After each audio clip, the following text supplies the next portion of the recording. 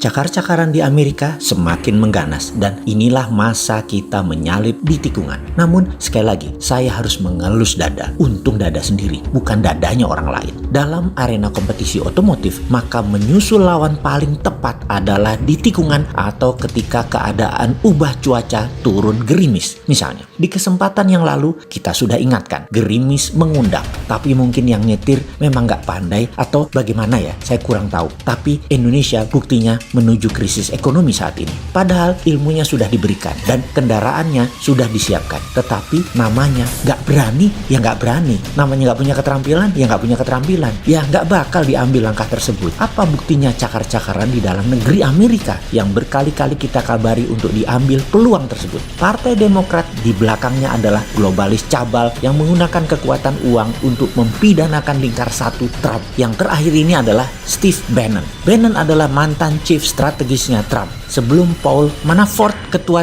tim ses Trump, Michael Cohen, ahli hukumnya Trump, sebelumnya lagi Michael Flynn, ketua National Security Advisor, dan Roger Stone, penasihat politik Trump sejak lama, semua dengan kasus ecek-ecek kecil nilainya, tapi hal ini menggemboskan kekuatan Trump. Tangkap menangkap telah dan akan terus terjadi hingga November. Ini antara pendukung Trump dan pendukung globalis cabal Demokrat. Setelah Bannon ditahan, maka dalam waktu dekat ini pihak CIA dan FBI pada saat pemerintah Obama akan mulai ditahan dan disidangkan melalui tuntutan Jaksa Agung Barr setelah investasi kejaksaan yang dipimpin Durham selesai. Ini bisa benang merah yang menggeret ke Joe Biden. Alasan penahanan Bannon karena penggelapan hanya ratusan ribu dolar. Itu pun kasus sumir. Efeknya terhadap kampanye Trump, setidaknya penahanan ini Bannon tidak bisa leluasa untuk membantu kampanye Trump hingga November ini karena disibukkan dengan persidangan. Bannon adalah kaki tangan gerakan bawah tanahnya Trump. Di sini, mengapa Sontoloyo selalu menceritakan tentang the tale of two country, perang Amerika-Tiongkok ini? Karena ini adalah pelajaran cara cerdas bernegara kelas dunia. Sebagaimana janji Bosman akan membuat 1000 video tentang cara cerdas bernegara agar anak muda generasi milenial dan generasi Zoomer, Anda semua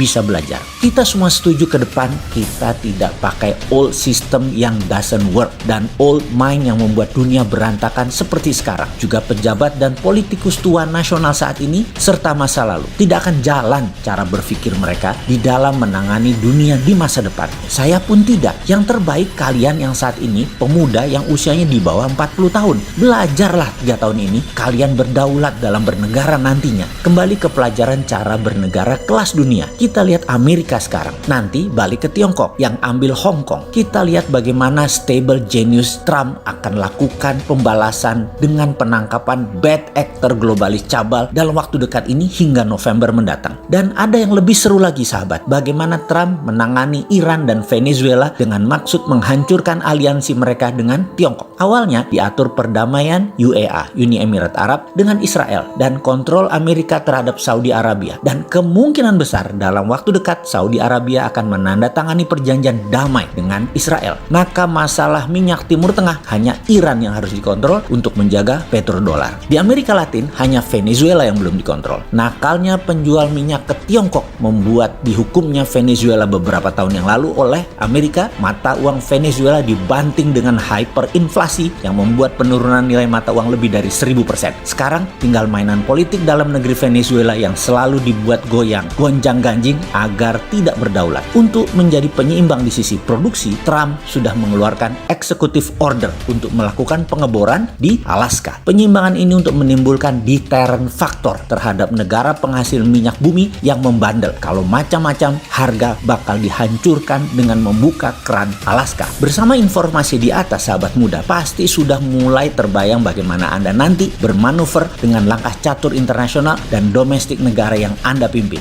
Anda, kaum muda, saat ini yang usianya di bawah 40 tahun adalah new mind. Yang ada saat ini di banyak pejabatnya, terutama pejabat yang berpengaruh pada tetua-tetua yang gak punya nyali untuk ambil kesempatan itu all mine. Bahkan di sisi seberang, beberapa kelompok oposisi yang tua-tua juga sama. Mereka all mine dan kita semua sependapat. Old mine doesn't work. Anda yang new mine yang pasti bisa menguasai dunia ke depannya, Anda adalah pemimpin melalui jalur konstitusi. Jangan berharap ke tetua-tetua termasuk orang seperti saya. Anda yang memimpin, kalian yang mengatur Indonesia. Pakailah sedikit ilmu Bosman ini. Bagian dari rencana besar Indonesia ke depannya. Bener deh, kalau diperhatikan saat ini pengelola negara terlalu inward looking. Tetapi itu pilihan yang kita harus pahami. Bukan untuk disalahkan, tapi diingatkan bahwa masalah COVID-19 itu adalah masalah outward looking. Juga dengan perkembangan ketegangan geopolitik di kawasan khususnya Laut Natuna Utara, manuvernya masih berposisi miring ke Tiongkok dan ini ketahuan lagi. Ini yang kita sering ingatkan atau sering teriakkan.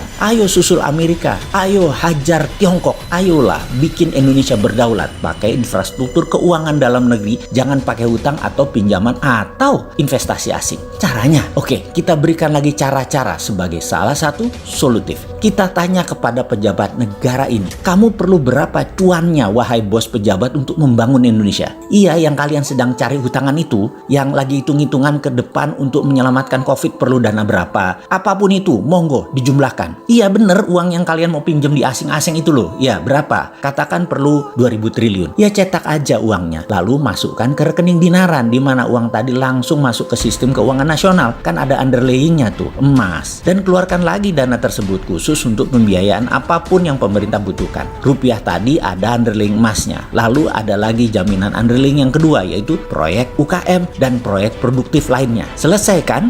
Takut inflasi? Inflasi itu selisih atau mismatch antara uang beredar dengan produksi. Kalau pakai blockchain, setiap cetak uang digunakan untuk produksi pasti tidak ada mismatchnya. Kecuali duitnya buat foya-foya, belanja-belanja barang konsumtif. Dan dengan blockchain nggak bakal bisa dikorup karena rantai arusnya uang pasti kebaca kemana aja uang itu berjalan. Lalu pastinya kalau uang tadi diberikan ke UKM produktif nggak bakal inflasi. Wes, sesederhana itu toh, kok masih ngeyel sih kalian nggak percaya?